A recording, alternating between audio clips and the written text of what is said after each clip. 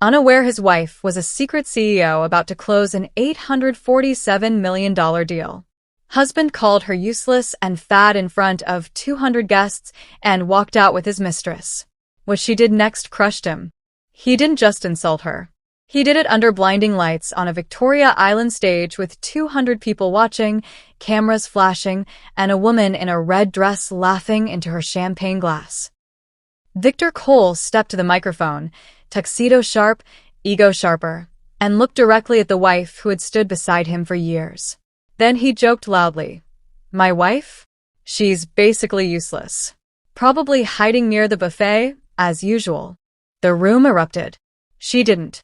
At the front table, Miriam Cole kept her shawl wrapped tight around her soft, round body, trying to hold herself together as whispers spread like smoke. She wasn't dressed in luxury. She wasn't wearing diamonds. She didn't shine like the woman Victor later walked out with. To the crowd, she looked like someone who lived small. Someone who didn't matter. Someone easy to humiliate. What they didn't know was this. The woman he mocked as fat and useless had just stepped out of a very different world before arriving at that hotel ballroom. Behind closed doors, Miriam had been told the board was ready for the final step of an $847 million merger that she alone controlled. The signing was set within 48 hours. She wasn't just a housewife working from home. She wasn't invisible. She wasn't weak. She was the secret CEO known in the business world by her maiden name, Miriam James, who held the future of an entire corporation in her hands. And Victor had no idea he was standing on ground that existed because of companies she controlled. The night he chose to humiliate her in front of 200 witnesses with his mistress clinging to him was the night Miriam finally stopped protecting the man who never protected her. This isn't just a story about a cruel joke at an event. It's about what happens when a man laughs at a woman he doesn't truly know while she quietly signs documents that will end his entire world. Dear viewers, thank you for being here. If you watch without subscribing, it's like letting Miriam's strength stay unseen the way she stood unseen in that ballroom. When you subscribe, you stand with every quiet soul who was mocked, underestimated, and still chose to rise. Please hit that button and tell me in the comments where you're watching from. The sound hit first. Sharp, startling, almost violent. Miriam Cole jolted upright, her breath catching in her throat as one of the phones inside her desk drawer buzzed furiously against the wood. For a moment, the room felt too small for her lungs. The vibration was loud, angry, urgent. Then, just as suddenly as it had begun, the phone went silent again. Everything went still. Only then did the quiet return, soft and familiar. A blanket she had learned to wrap around herself since childhood. Miriam, 36 years old, full-bodied with soft arms and a stomach that pushed gently against her blouse, let out a slow breath. She wasn't the kind of woman people paid attention to. Her round face, her thick hips, her quiet voice, all of it made her blend into backgrounds. She often looked like someone's older, tired sister instead of the powerful woman she really was, and she preferred it that way. Most people believed she worked from home doing small consulting tasks. Even her husband believed that. But the truth beneath her silence stretched far deeper. She stood from her chair, moving slowly across her home office. Though she was overweight, her steps were measured and steady, almost graceful in a way most never noticed. She paused near the wall where a single framed note hung. "Real power doesn't shout." Her late mentor, Raymond Blake, had written that for her 9 years ago. Raymond was the first person who ever looked at her and saw more than a shy, self-conscious girl with a large body and downcast eyes. He saw sharp instincts, strategic thinking, and the ability to listen so deeply that people revealed things without knowing. The skill had saved her when nothing else had. A brief flash crossed her mind. A memory of her childhood in Ibadan. Young Miriam at 7, sitting on the edge of a narrow bed in a foster home. Her small hands clutched a frayed blanket as the auntie hissed, "Quiet girls survive.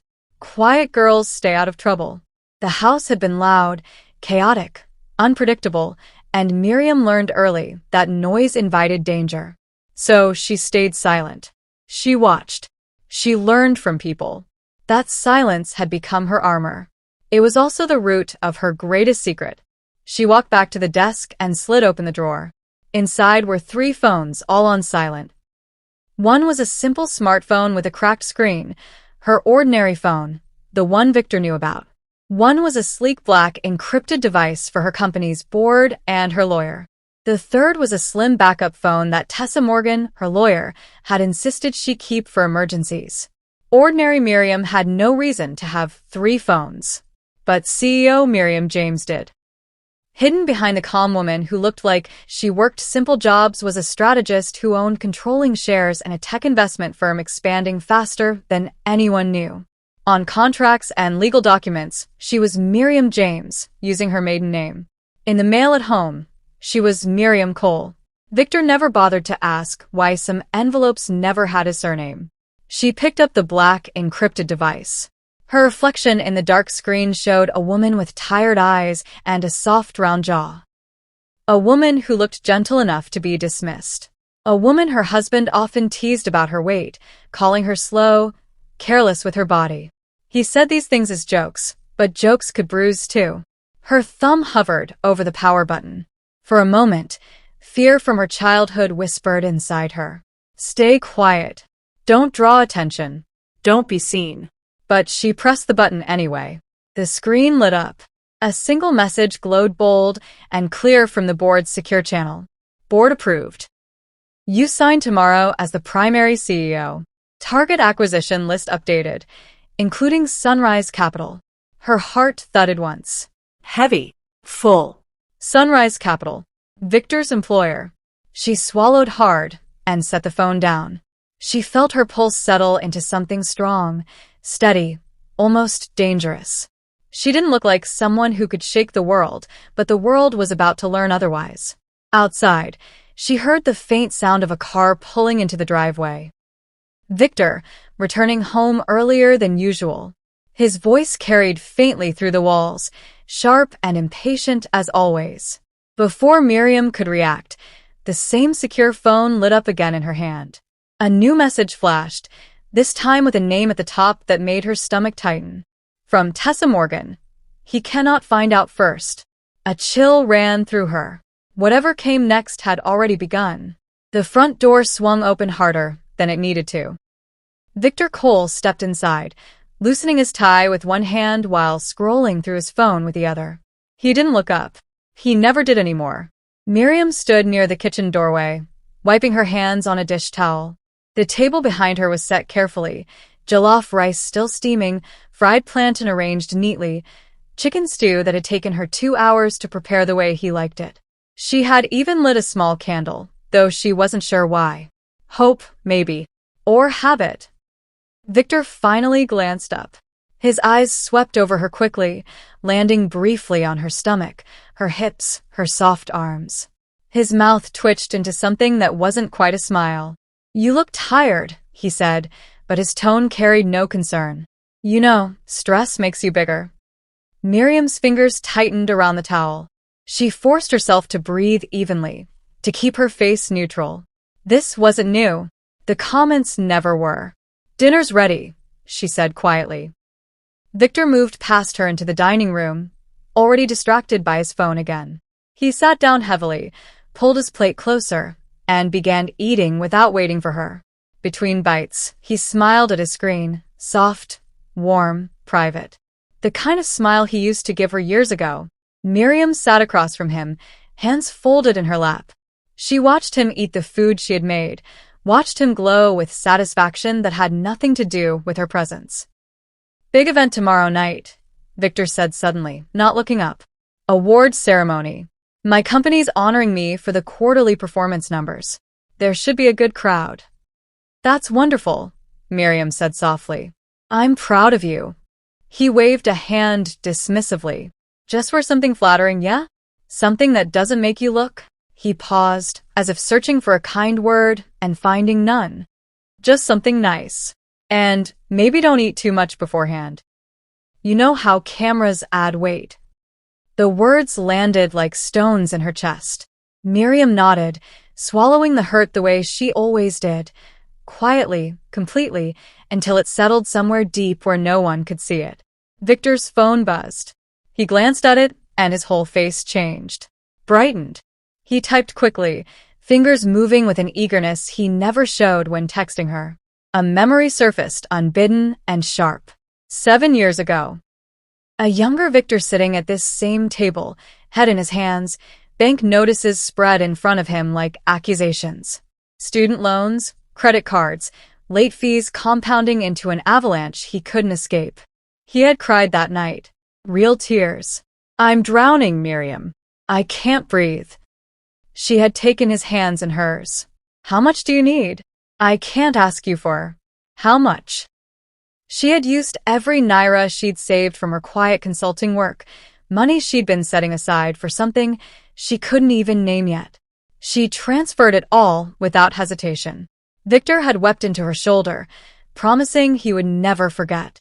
Promising he would spend his life paying her back, not in money, but in devotion. "You're saving my life," he whispered. "I swear, Miriam, I'll never take you for granted." The memory dissolved as Victor stood abruptly, chair scraping against the floor. "I have to make a call," he said, already walking away. "Great dinner, though. You always get that right." Praise wrapped in dismissal. Comfort edged with cruelty. He disappeared into the hallway, his voice dropping to that soft, intimate tone he hadn't used with her in years. Miriam sat alone at the table, candlelight flickering against empty plates. Her throat felt tight, but she didn't cry. She had learned long ago that tears changed nothing. Her ordinary phone, the cracked one Victor knew about, buzzed softly on the table. She picked it up, expecting a spam message or a reminder. Instead, a single line appeared from a contact saved simply as K. "Tomorrow's event, he won't be alone." Miriam stared at the screen. Her pulse quickened. The investigator's words hung in the air like smoke from a fire she hadn't yet seen. From the hallway, Victor's laughter drifted back. Light, carefree, belonging to someone else. Miriam set the phone down carefully. Her hands were steady now, her breathing calm. She looked at the half-eaten meal, at the candle burning low, at the empty chair across from her. And somewhere deep inside, beneath the hurt and the habit of silence, something cold and sharp began to wake. The laughter came first, sharp and unguarded, spilling through the bedroom door Miriam thought was closed. She froze in the hallway, the navy gown draped over her arm, her heart suddenly loud in her ears. Victor's voice followed, warm and playful in a way that made her chest tighten. "She'll wear something baggy anyway," he said, amusement threading through every word. "She always does." A pause. Then softer, almost tender. "Trust me, you'll be the only one worth looking at." Miriam's fingers clenched around the fabric. The gown suddenly felt heavier, wrong. She looked down at it. The deep navy she had chosen carefully, something that hugged her curves instead of hiding them. Something brave. Now it felt like a mistake. She stepped back from the door as Victor's voice dropped lower, intimate and conspiratorial. "I can't wait to see you in that red dress. After this whole thing is over, we'll celebrate properly." The bedroom door opened. Victor emerged, phone pressed to his ear, and nearly collided with her. His expression shifted instantly, from warmth to irritation, like flipping a switch. "I'll call you back," he muttered into the phone, then looked at Miriam. "Why are you standing in the hallway?" "I was just..." She held up the dress weakly. "Getting ready." His eyes flicked to the gown, then to her body, lingering on her stomach, her hips. "That's what you're wearing?" "I thought. Maybe grab a shawl or something," he said, already turning away. "You know how these things are. Cameras everywhere." He disappeared down the stairs, leaving her standing alone with the dress and the echo of his words. Miriam walked slowly into the bathroom and locked the door. She hung the gown on the back of the door and stood in front of the mirror. Her reflection stared back, round face, soft shoulders, thick waist. The body she had carried her entire life, the one that had been weighed and measured and found wanting since childhood. Bag of rice. The words surfaced like oil on water. She was 7 again, standing in the cramped foster home kitchen while the older girls circled her. Look at her. She's so fat she takes up 2 spaces. No man would ever claim you. Miriam closed her eyes, but the memories kept coming. The laughter. The pointing. The way she learned to make herself smaller, quieter, less. Baggy clothes. Baggy life. Baggy existence. Across Lagos, in a high-rise apartment with floor-to-ceiling windows, Saad Lawson stood before her own mirror.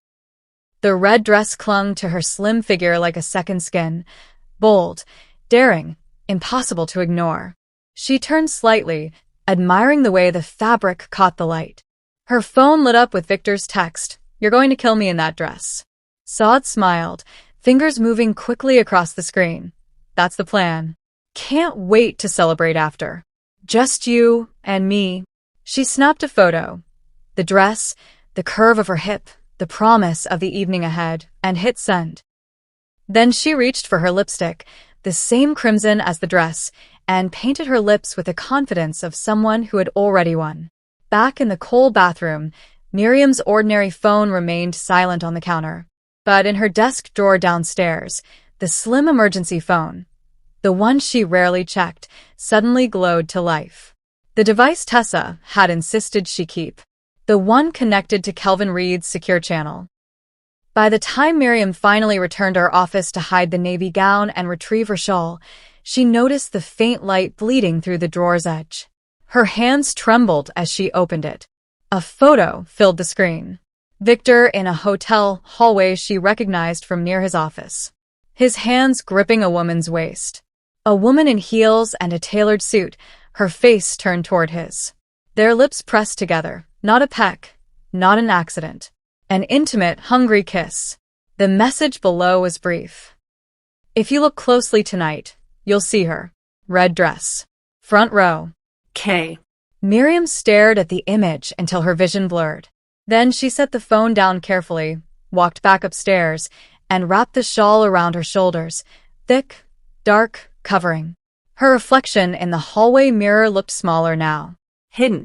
But beneath the fabric, beneath the shame and the silence, something cold and sharp had finally broken free. The applause hit like a wave the moment they stepped into the ballroom. Sharp, overwhelming, suffocating. Miriam felt every eye in the room turn toward the entrance, but not toward her. Never toward her. Victor straightened his shoulders, his smile widening as he guided her forward with a hand at her elbow. Not affection. Control. "Don't lag," he muttered through his teeth, his smile never faltering. "People are watching."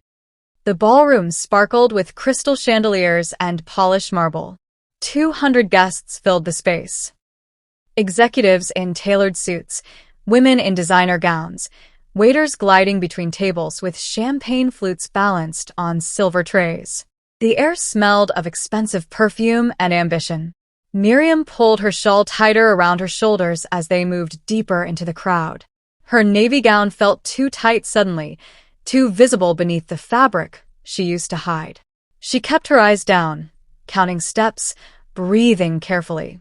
"Victor, congratulations, man." A colleague appeared, hand extended, smile bright. "This award is well-deserved." Victor released Miriam's arm to shake hands, his whole body turning away from her as if she'd stopped existing. More people gathered. More congratulations.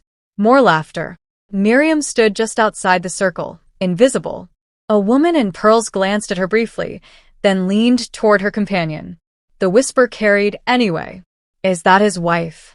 She looks different than I expected." Heat crawled up Miriam's neck. She focused on a point across the room, trying to disappear into the background the way she'd learned as a child. Stay quiet. Stay small. Stay safe. Then she saw the red dress. The woman stood near the bar, slim and radiant, her blonde hair falling in soft waves over bare shoulders. The dress was bold, daring, the kind that demanded attention. And she was staring directly at Victor. No, at both of them. At Miriam. Their eyes met across the room. The woman's lips curved into a slow, knowing smile. She lifted her champagne glass in a mock toast, her gaze sliding deliberately to Victor, then back to Miriam. The message was clear. I know something you don't. Miriam's phone buzzed in her clutch. She fumbled it open with trembling fingers. Red dress. That's her. Sod Lawson. K. The name landed like a punch. Sod. The woman from the photo. The woman Victor had kissed in that hotel hallway. The woman he'd promised to celebrate with tonight. Miriam looked up again. Sod was still watching, still smiling, her confidence radiating across the room like heat. Miriam. Victor's hand was suddenly on her arm again, his grip tight. Stop standing there like a statue. You're making this awkward. Just sit at the table. I need to work the room. He steered her toward the front table, where a small placard read reserved. V. Cole. She sank into the chair, grateful for something solid beneath her. The shawl felt like armor now, wrapped so tight she could barely breathe. The lights dimmed. Music swelled. A host in a glittering gown stepped onto the stage. Ladies and gentlemen, welcome to this year's Excellence Awards. The crowd erupted in applause. Miriam's hands stayed folded in her lap. Names were called. Awards presented. Polite clapping filled the spaces between speeches. Then the host's voice rang out clear and bright. And now, for outstanding performance in strategic development, Victor Cole. The ballroom exploded with sound. Victor stood, buttoning his jacket, his smile wide and practiced. He walked toward the stage with the confidence of someone who believed the world existed to applaud him. Miriam watched him take the microphone, watched him bask in the lights, watched him scan the crowd with satisfaction. Then his eyes found her. First, I want to thank everyone here tonight, he began, his voice smooth. This award means everything to me. Pause for applause. And of course, his smile shifted, playful now, edged with something cruel. I couldn't have done it without my wife. Miriam's breath caught. She's honestly useless at these things. Laughter rippled through the crowd. Probably hiding near the buffet right now instead of actually helping. The laughter grew louder, sharper.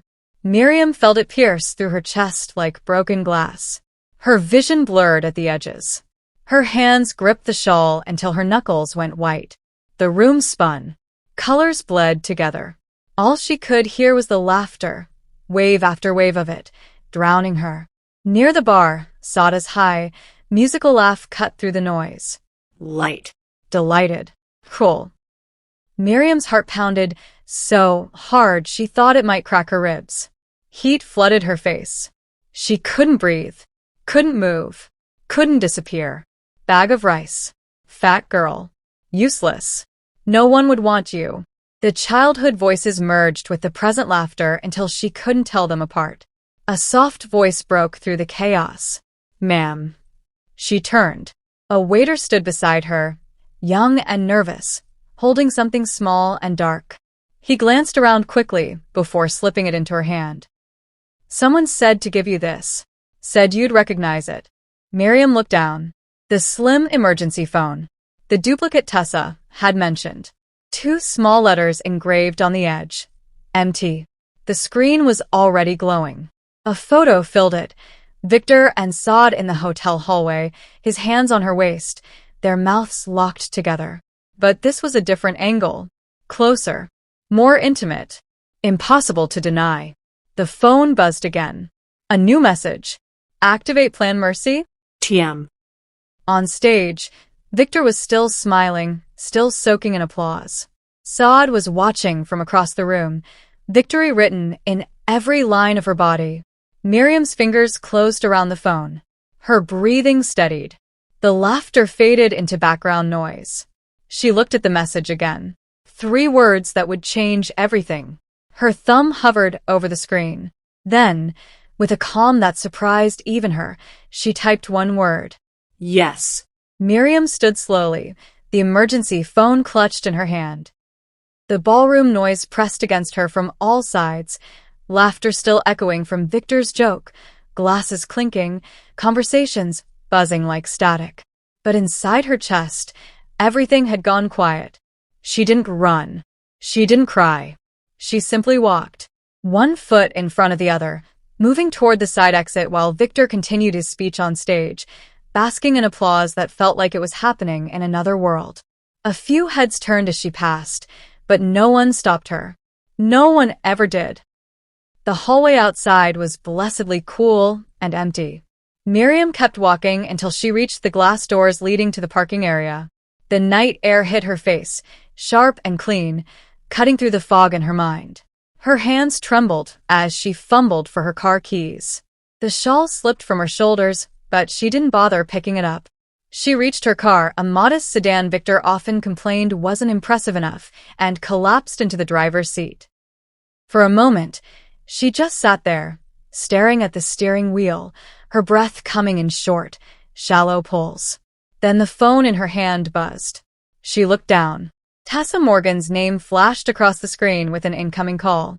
Miriam answered, her voice barely a whisper. "Hello." "Miriam."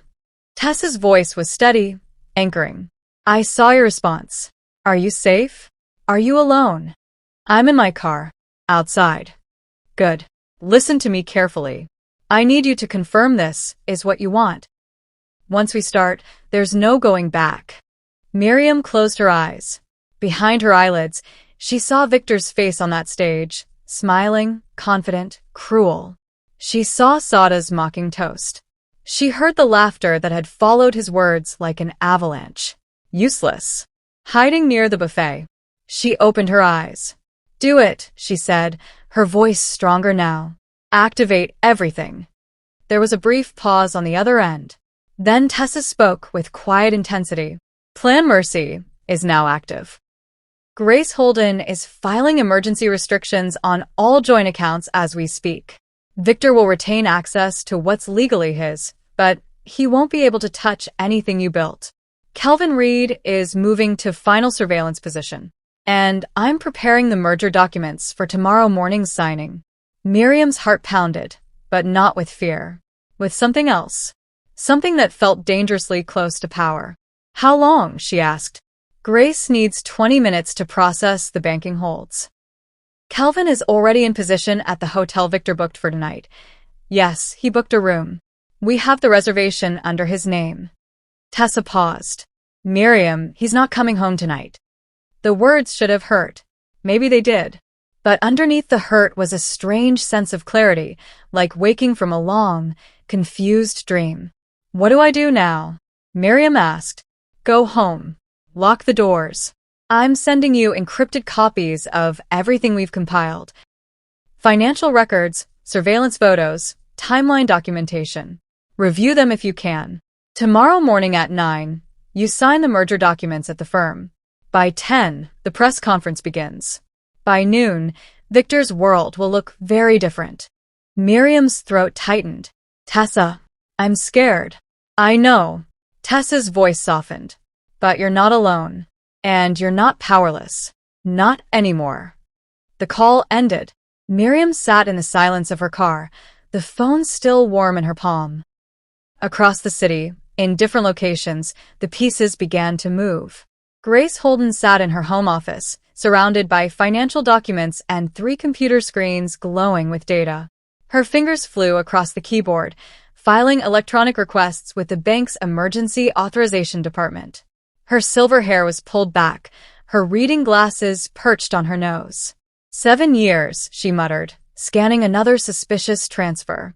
7 years of him draining her accounts. She clicked submit on another hold request. Not anymore. In a parked car across from the Eco Hotel, Kelvin Reed adjusted his camera lens. Through the viewfinder, he watched Victor and Saad enter the lobby. Victor's hand was on her lower back, proprietary and familiar. They were laughing. Kelvin pressed record, capturing every frame, the timestamp, the location, the intimacy between them. His voice was quiet as he updated his log. Subject arriving at hotel with identified companion, 21. 47 hours. This is going to hurt him more than he knows. At her law firm's office, Tessa Morgan pulled a thick folder from her secured cabinet. Inside were months of carefully compiled evidence, every questionable transaction Grace had flagged, every photo Kelvin had captured, every document that told the story of Victor's systematic financial abuse and infidelity. She added one more sheet to the top. The merger agreement that would finalize tomorrow, naming Miriam James as primary CEO of the expanded corporation, including the acquisition of Sunrise Capital, Victor's employer. Tessa closed the folder and set it on her desk, ready for morning. Back in her car, Miriam finally started the engine. Her hands were steady now. She pulled out of the parking lot slowly, deliberately, leaving the glittering ballroom and its cruel laughter behind. As she drove through Lagos's nighttime streets, her phone buzzed one more time. A message from Kelvin, timestamp attached, with a single photo. Victor and Saad in the hotel lobby, his arm around her waist, both of them smiling like they'd won something. Below the photo, just 3 words. He won't see it coming. Miriam looked at the image once, then set the phone aside. Tomorrow, she would sign documents that would shift the entire landscape beneath Victor's feet. Tomorrow, she would stop protecting the man who had never protected her. Tonight, she drove home alone, but for the first time in years, she didn't feel small. She felt like someone gathering storm clouds. And when morning came, the sky would finally break open. Morning light pierced through the floor-to-ceiling windows of the glass-walled conference room, casting long shadows across the polished table. Miriam stood at the entrance, her heart hammering against her ribs, her palms damp despite the cool air conditioning. This was it. The boardroom overlooked Lagos Lagoon, the water glittering in the early sun like scattered diamonds. Inside, 8 executives sat waiting, men and women in expensive suits, leather portfolios open, faces turned expectantly toward the door. They were waiting to meet M. James, the mystery CEO who had orchestrated an $847 million merger from behind layers of corporate structure and legal anonymity. Most of them had assumed she was a man. Some thought she was foreign. A few had speculated she was older, a veteran executive from London or New York. None of them expected Miriam. Tessa Morgan appeared at her elbow, immaculate in a charcoal suit, her expression calm and professional. Ready. Miriam swallowed hard. She had dressed carefully this morning. A well-cut black dress that fit her properly, that didn't apologize for her soft arms or her round waist. Her hair was pulled back from her face. No shawl. No hiding. I'm ready, she whispered. Tessa pushed open the glass door. 8 heads turned. Confusion flickered across several faces. One man half rose from his seat, then hesitated, unsure. Tessa's voice cut through the silence, clear and authoritative. Good morning. May I present Miriam James, Chief Executive Officer and majority shareholder. The silence stretched for 3 long heartbeats. Then the chairman, Chief Adeyemi, stood slowly. His weathered face broke into a broad smile. Mrs. James, it is an honor to finally meet you face to face. He extended his hand. Miriam crossed the room and took it, feeling the weight of every eye on her body, assessing, recalculating, adjusting. Please sit. Chief Adeyemi gestured to the head of the table. Miriam lowered herself into the leather chair, her hands folded on the table in front of her. Tessa took the seat beside her, placing a thick folder between them. I apologize for the secrecy, Miriam began, her voice steadier than she felt. It was necessary, for personal reasons. We understand, Chief Adeyemi said warmly. Your work speaks for itself. The merger strategy you've developed is nothing short of brilliant. Another board member, a sharp-eyed woman named Mrs. Okonkwo, leaned forward. The acquisition list has been impressive. Tech startups, investment firms, and now, she paused, glancing at her notes. Sunrise Capital. That's a significant move. Miriam's heart kicked once hard. Yes. They're a mid-sized firm with strong local connections, Mrs. Okonkwo continued. Taking them under our umbrella will give us considerable market leverage. But there's bound to be restructuring. Personnel changes. I'm aware, Miriam said quietly. Tessa opened the folder and slid several documents across the table. We've compiled comprehensive reviews of all Sunrise Capital senior staff. Some will be retained. Others She paused meaningfully. Will not fit our company culture going forward. Chief Adeyemi pulled one file toward him. The tab read, Cole, Victor, Senior Development Manager. He scanned the contents. Grace Holden's financial analysis showing suspicious reimbursements, unexplained consulting fees routed through joint accounts, company resources used for personal investments. Kelvin Reed's surveillance logs, time-stamped and detailed. The chairman's expression hardened. This is troubling. It's theft, Mrs. Okonkwo said bluntly, reading over his shoulder. Dressed up in paperwork, but theft nonetheless. Miriam felt something cold settle in her chest. Seeing it laid out officially, in corporate language, made it real in a way it hadn't been before. 7 years of small transfers. 7 years of him using her name, her credit, her quiet support to fund his own ambitions while calling her useless. Mrs. James, Chief Adeyemi said carefully, looking at her with a new understanding. This Victor Cole, is he known to you personally? The room still went. Miriam met his eyes. He's my husband. Sharp intakes of breath around the table. Glances exchanged. Mrs. Okonkwo sat back slowly, her expression shifting from surprise to something like respect. I see, Chief Adeyemi said softly. I didn't build this company to punish him, Miriam said, her voice quiet but clear. I built it because I had the skill and vision to do so. But I will not allow anyone, regardless of personal connection, to compromise the integrity of this institution or the trust of those who sacrificed to support it. The silence that followed felt different now. Heavier. More respectful. Chief Adeyemi nodded slowly. What do you recommend? Miriam glanced at Tessa, who slid another document forward. Immediate termination. Full financial audit of all transactions tied to his accounts. And a referral to legal if the audit reveals actionable misconduct. Agreed, Mrs. Okonkwo said without hesitation. Chief Adeyemi looked around the table. One by one, the board members nodded. Then it's decided, he said. He turned to Miriam. I'm sorry this fell to you, but you're handling it with remarkable grace. Grace. The word almost made her laugh. There was nothing graceful about the way her hands trembled under the table, or the way her heart felt like it was being squeezed in a vice. But she kept her face calm. Thank you. Tessa pulled out the final document, the merger agreement itself, printed on heavy cream paper with gold embossing. She placed it in front of Miriam along with an elegant pen. The signing, Tessa said simply. Miriam stared at the document.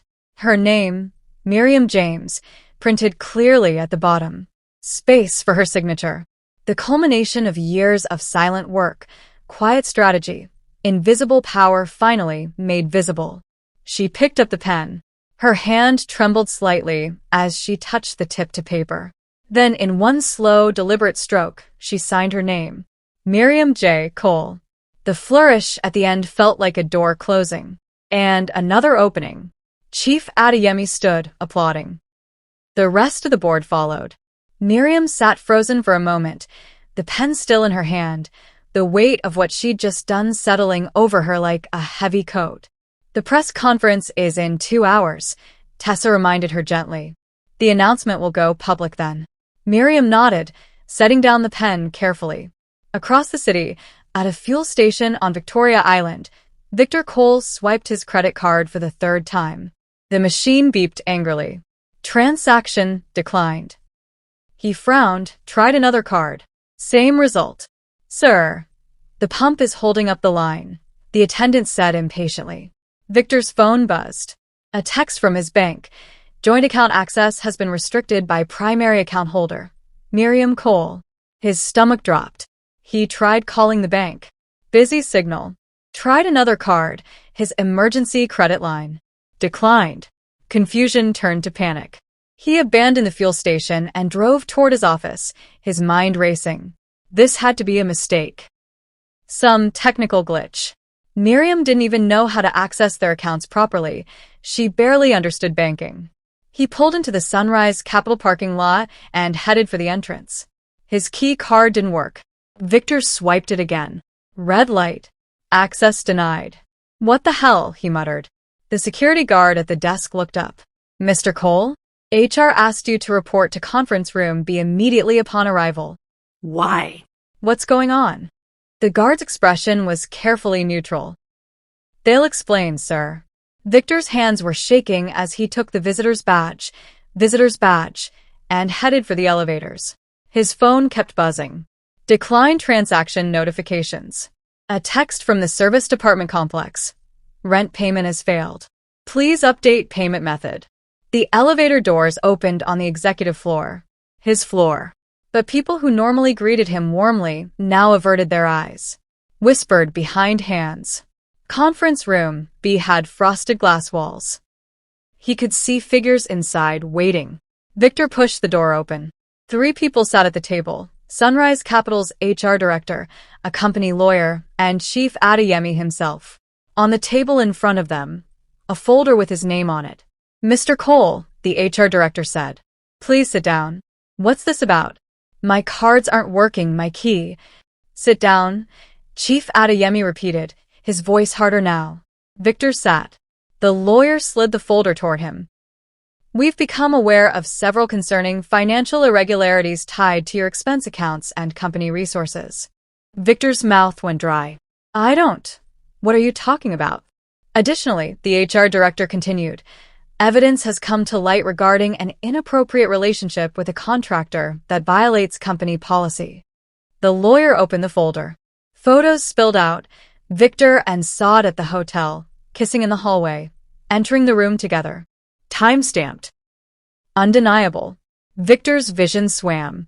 This is, someone's targeting me. This is. Mr. Cole. Chief Adeyemi's voice cut through his panic like a blade. As of this morning, Sunrise Capital has been acquired. We have a new parent company. New ownership. New standards. What? Who? Your employment is terminated effectively immediately. You have 15 minutes to collect personal items from your desk under security escort. All company property, phone, laptop, vehicle, must be surrendered before you leave the premises. Victor stood, chair scraping violently. You can't do this. I've given 10 years to this company. I want to speak to whoever's in charge. I want to speak to the new owner. Now. Chief Adeyemi and the lawyer exchanged a glance. That, the lawyer said slowly, can be arranged. From a hallway outside, sounds of activity, voices, footsteps, camera crews setting up for something. The press conference. Victor's phone buzzed one more time. A calendar notification he'd forgotten about. Sunrise Capital merger announcement. 10 a.m. His legs felt weak. The announcement is happening now, Chief Adeyemi said, standing. You're welcome to attend. In fact, I think you should. Victor's hands trembled as he followed them out of the conference room, down the hallway, toward the sound of gathering voices and the bright lights of cameras being tested. Toward the moment everything would finally break wide open. The auditorium was packed. Camera crews lined the back wall, their equipment humming with readiness. Reporters filled the first 3 rows, notebooks open, phones raised to record. Sunrise Capital employees crowded the standing room, whispering among themselves, trying to understand what was happening. Victor pushed through the doors at the back, his breath coming fast and shallow. His tie hung loose around his neck. Sweat dampened his collar despite the air conditioning. Behind him, a security guard followed at a discreet distance, not leading him, but watching. The stage at the front blazed with lights. A podium stood center, flanked by the company logo and another he didn't recognize, sleek, modern, powerful. Behind the podium, a projection screen displayed a single line in elegant script. A new chapter begins. Victor's phone had been confiscated, along with his laptop and company car keys. His personal phone, the one in his pocket, kept buzzing with notifications he couldn't bring himself to check. Declined payments. Failed transactions. Messages from Saad that had started concerned and were now conspicuously absent. He scanned the crowd desperately, looking for someone who could explain, someone who could fix this nightmare. His eyes landed on colleagues who quickly looked away, on executives who suddenly found their phones fascinating. Then he saw her. Saad. standing near the side exit in yesterday's red dress, her face pale, her usual confidence stripped away. Their eyes met across the room. Victor started toward her. She shook her head sharply, backing toward the door. "Sod," he called out. She turned and walked out. Just like that. Gone. A hand gripped his elbow. The security guard. "Sir, please find a seat or stand in the back. The presentation is about to begin." Victor stumbled to the side, pressing against the wall. His heart hammered so hard he thought people could hear it. The lights dimmed. The crowd quieted. A woman in a professional suit stepped onto the stage. Tessa Morgan, though Victor didn't know her name. "Good morning, everyone." Tessa's voice rang clear and confident through the speakers. "Thank you for joining us on this historic day. We are here to announce the successful completion of an $847 million merger that will reshape the landscape of tech investment in West Africa." Applause rippled through the audience. Cameras flashed. Victor's knees felt weak. 847 million. The number was incomprehensible. "This merger," Tessa continued, "has been guided by a visionary leader who has spent years building one of the most innovative investment portfolios in the region. Someone whose strategic brilliance has been matched only by their commitment to integrity and excellence." More applause. Victor's mind raced. Who could possibly? "Ladies and gentlemen, it is my profound honor to introduce the architect of this transformation, the Chief Executive Officer and majority shareholder, Mrs. Miriam James." The name hit Victor like a physical blow. James. Miriam James. No. It couldn't be. That was his wife's maiden name. But she worked from home. She did small consulting jobs. She was quiet, soft, useless. The side door opened. Miriam walked onto the stage. The world tilted. She wore a black dress that fit her properly, that made no apology for her body. Her hair was pulled back from her face, revealing features Victor realized he hadn't really looked at in years. Her shoulders were back, her head high, her eyes calm. She looked nothing like the woman who had shrunk at their dinner table, nothing like the woman he had mocked from a stage just hours ago. She looked like someone who owned the room. The applause swelled.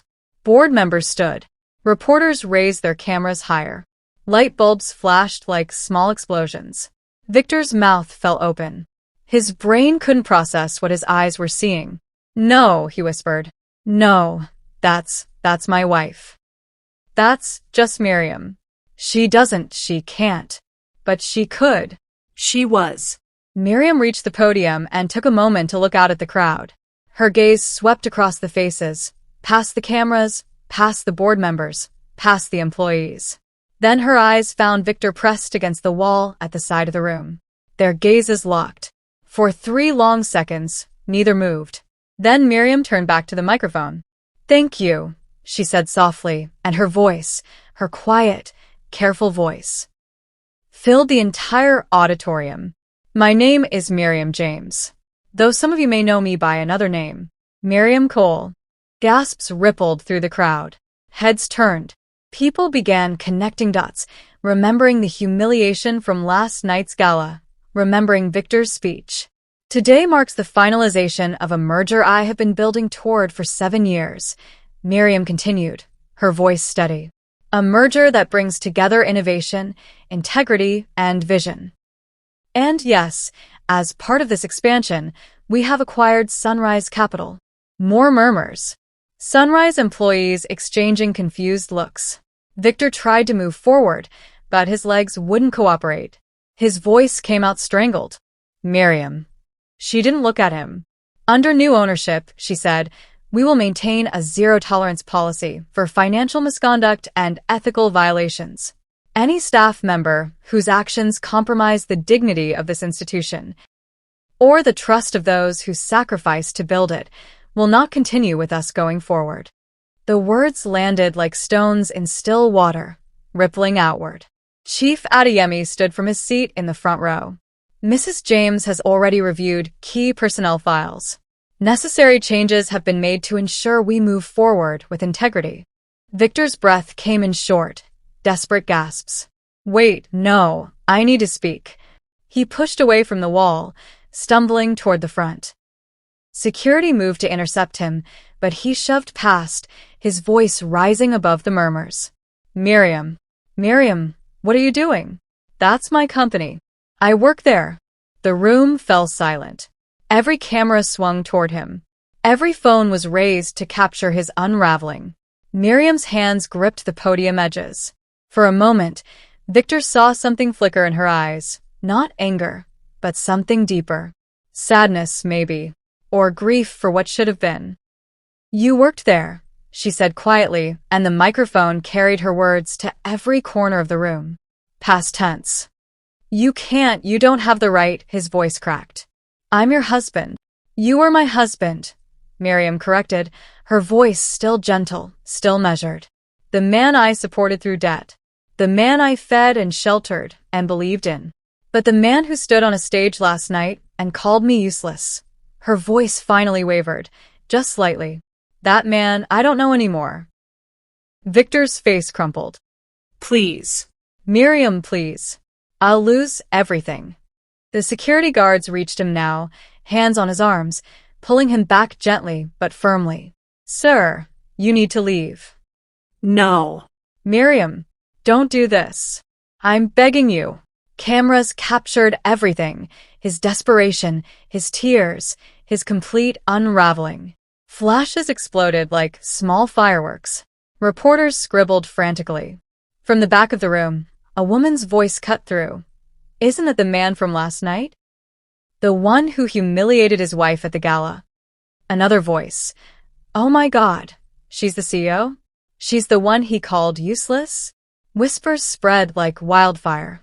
Victor could hear them, feel them, the weight of public judgment finally turning against him instead of toward Miriam.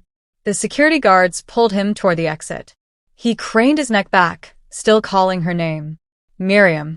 Please. I've got nothing left. She stood at the podium, tears glinting in her eyes now, but she didn't move. Didn't rush to comfort him. Didn't break. Tessa stepped forward, taking over smoothly. Mrs. James will now take questions from the press.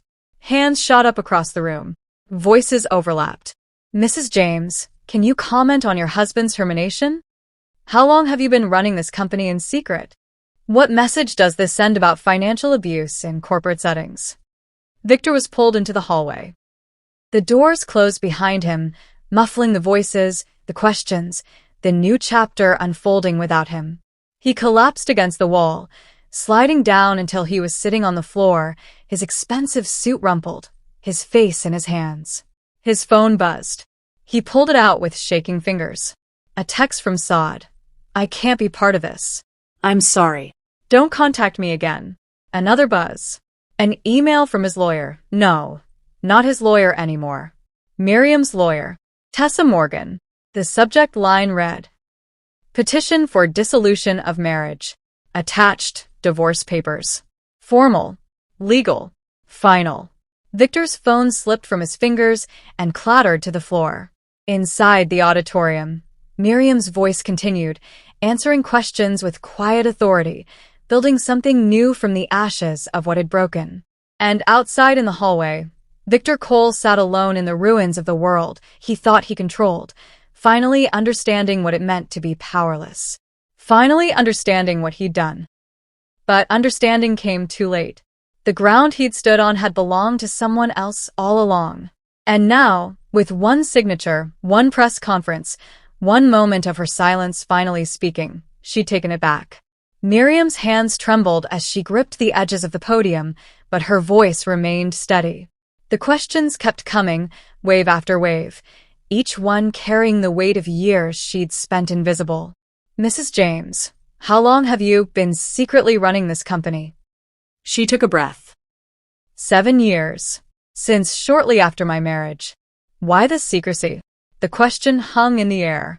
Miriam looked out at the sea of faces, reporters hungry for a story, employees trying to understand their new reality, board members watching with protective concern. Because I learned very young that survival sometimes requires silence, she said quietly. The room still went.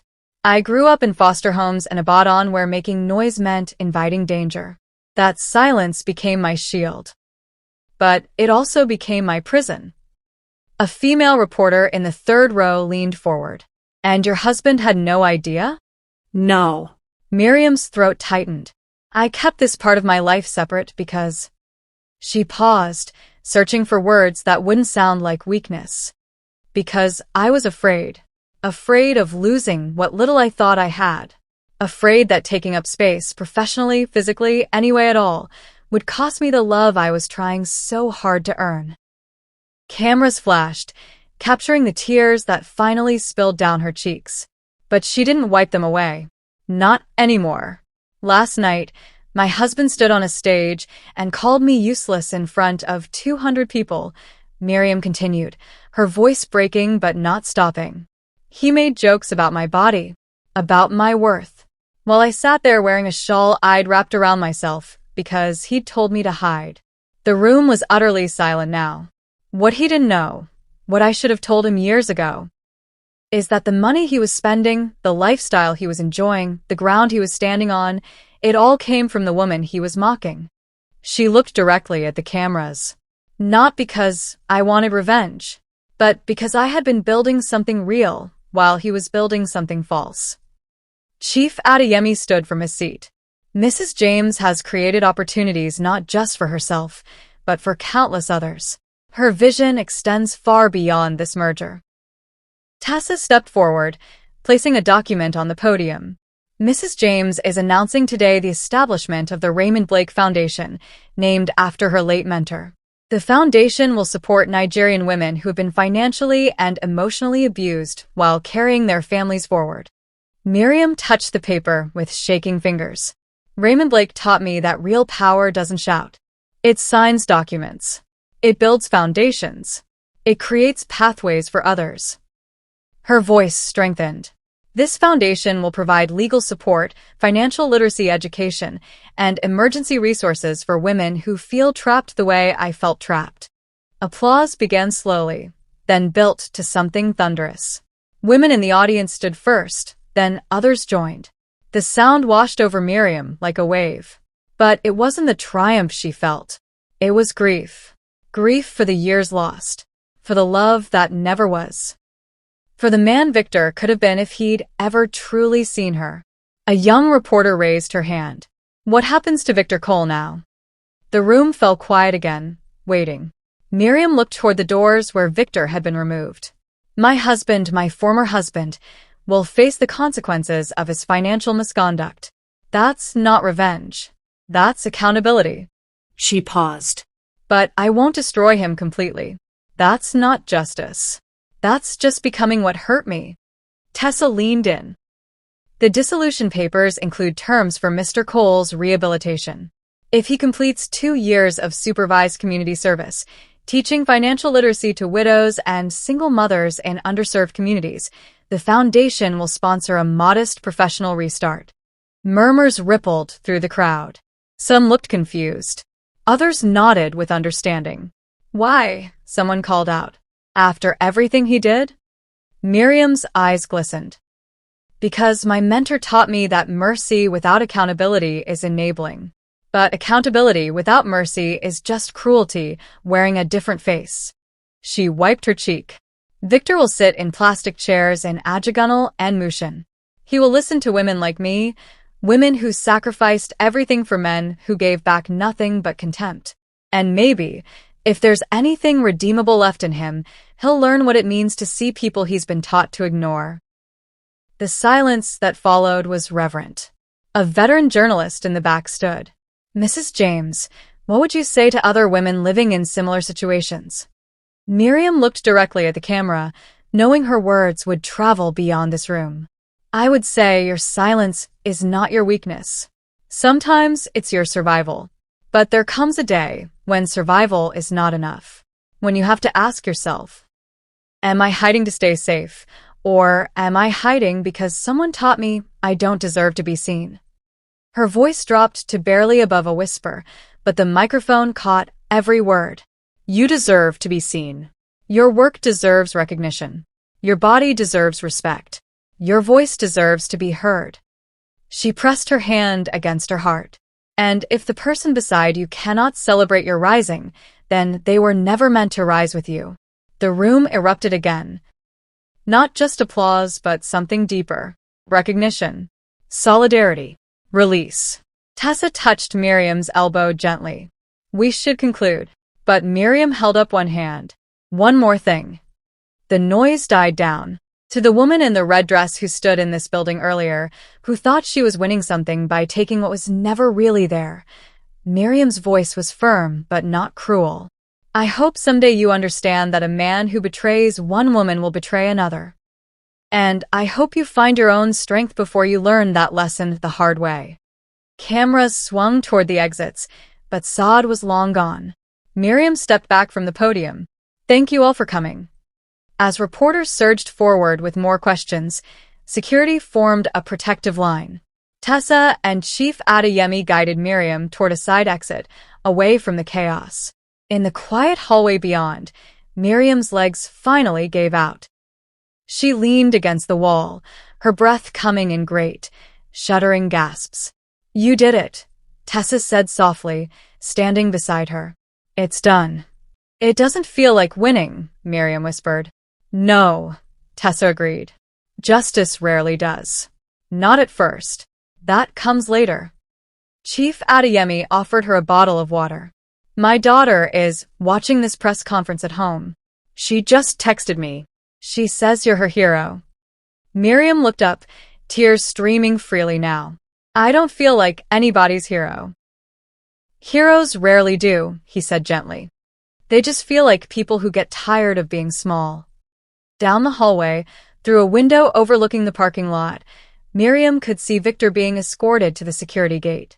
No company car to drive away in. No assistant rushing to help. Just a man walking alone toward an uncertain future. She watched until he disappeared from view. What happens now? She asked quietly. Tessa smiled. Now? You sign the foundation charter. You finalize the merger agreements. You move into your new office. She paused. You start living as the person you've always been, instead of the person someone else needed you to be. Miriam cushed away from the wall, standing on legs that felt like they might finally hold her weight. Then let's begin, she said. Behind her, through the auditorium doors, she could still hear voices. Reporters discussing the story, employees processing the change, the machinery of transformation grinding into motion. Ahead of her, through the glass windows of the executive floor, sunlight poured into empty offices waiting to be filled. Somewhere in between stood Miriam James Cole, no longer hiding, no longer small, no longer silent in the ways that had kept her trapped. Just a woman, full-bodied and full-hearted, stepping into the space she'd always deserved. And for the first time in her life, the ground beneath her feet felt solid. Because it was hers. It had always been hers. She just finally stopped pretending it wasn't. 6 months later, the Lagos sun rose slowly over the city, painting the sky in shades of gold and amber. In a small community center in Ajagunal, plastic chairs were arranged in a semicircle on a concrete floor. The walls were painted bright yellow but peeling in the corners. A single ceiling fan rattled overhead, pushing humid air in lazy circles. Victor Cole sat in one of those plastic chairs, a stack of pamphlets in his lap, sweat already dampening his simple cotton shirt. The man who once wore tailored suits and Italian leather shoes now dressed like someone who took public transportation. Because he did. Across from him, 12 women filled the other chairs.